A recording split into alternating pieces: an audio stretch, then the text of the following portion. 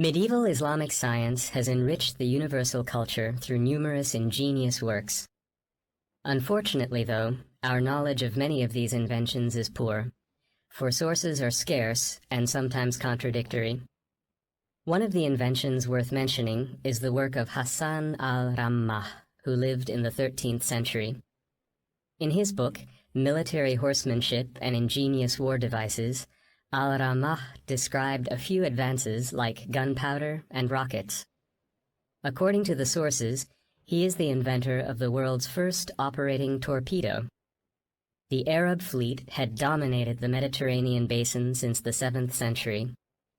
However, in the 13th century, it had to face a major competitor. Al Rammah's invention proved to be very useful, for it was an alternative to the expensive fire ships.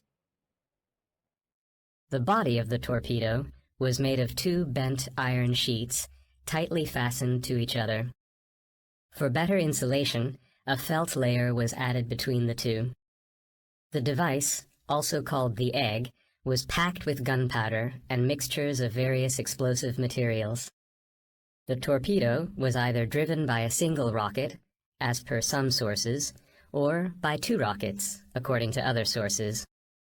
The two stabilizing wings ensured a stable forward motion. The front of the device had a pointed end, like a spear. The torpedo was launched by lighting the rocket and setting the device on the water aimed at the target. The rocket-driven weapon skimmed along the water, kept on track by the stabilizing wings. On impact, the spear impaled itself into the hull of the enemy ship, and eventually the device exploded. Thus the ship met its fate and sank.